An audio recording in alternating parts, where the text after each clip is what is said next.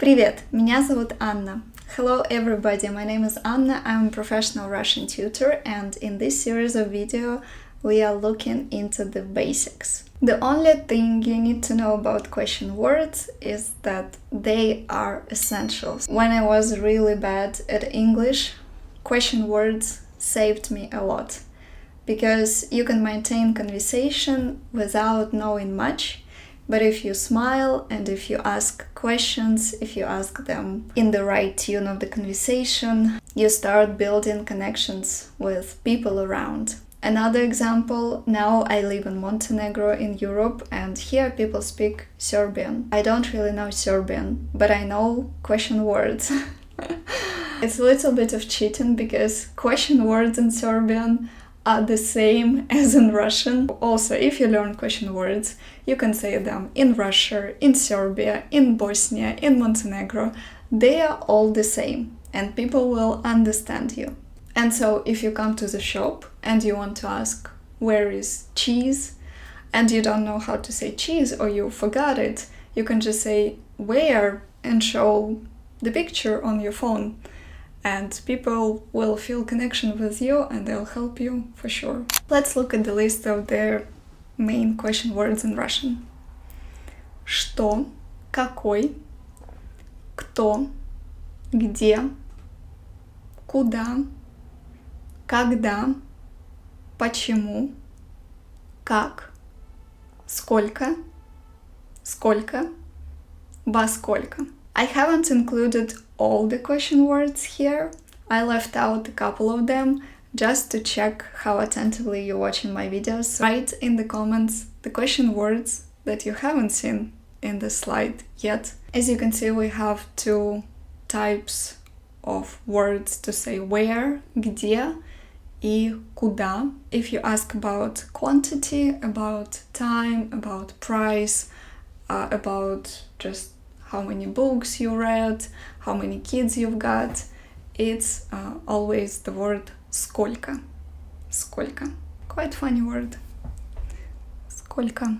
Some questions I recommend just to remember, drill them. First of all, because you probably are gonna use them a lot, and secondly, because they're not grammatically perfect. So if you'll try to understand which word means what and why is the question like this, you're gonna use lots of time, so just remember them.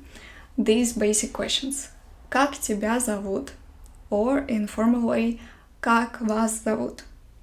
Basically, we are asking, how are you called? Как тебя зовут? Как вас зовут? Где ты живешь? Где ты живешь? The thing is, in Russian, we don't really ask a question, where are you from?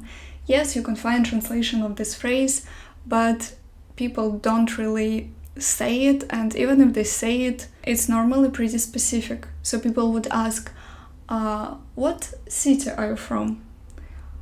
Из какого ты города? Or what city do you live in? В каком городе ты живешь? What country are you from? Из какой ты страны? But the general question, just where are you from, which translates откуда ты, it doesn't make that much sense, and in this general meaning, people don't really ask it.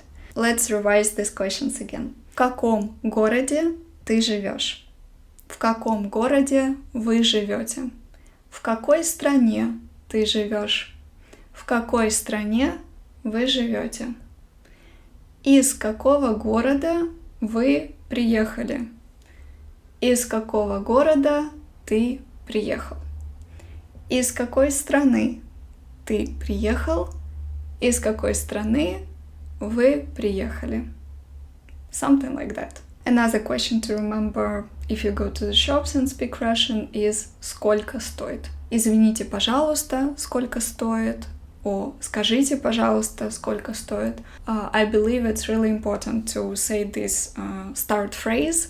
Since you're a foreigner, people need a few seconds to tune their ear into your speech. And some people have horrible music ear, so even if you speak great, some people might not understand you. It's important to start with «извините, пожалуйста» or «скажите, пожалуйста», because you give the person time to tune their ear into your speech, and then you ask your target question, which is «сколько стоит?».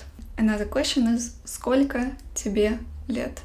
We take the more general way and we just ask how many years are you? We don't ask how old are you, because it's like replying that every person is old and we're just asking on the scale of old, how old are you?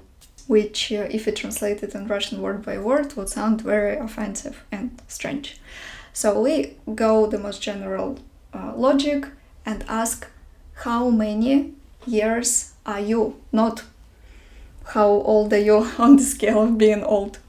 And obviously, как дела is the question to remember. Literally, it means how is your business? Because дела, it's business or things to do. So we ask, how are your things to do? How's your business? How's your life, basically? And the question is, как дела? Как дела? So, to answer this question, we normally say все хорошо, спасибо, отлично, супер, здорово, классно, неплохо, все нормально. I guess все нормально would be the most common one. Actually, we have a separate video on how to respond this question, как дела? My friend Ulia made this video, so you can check it out. One little nuance you have to remember about the question is that in Russian, quite a lot we use this phrase у тебя or у вас, which means you have. How many books do you have? How many sisters do you have? So we just ask, сколько книг у тебя есть? Сколько сестер у тебя есть?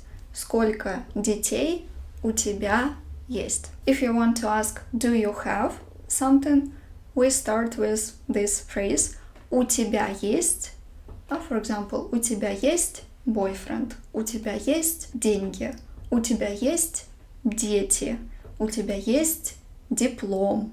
Do you have is у тебя есть. And in formal way it's у вас есть. So we use a formal way if you meet the person for the first time, or he is much older than you, or he is on a different social role than you are in your situation. For example, teacher, student, doctor, patient. Formal relationship, they goes with у вас in both ways. And some other questions.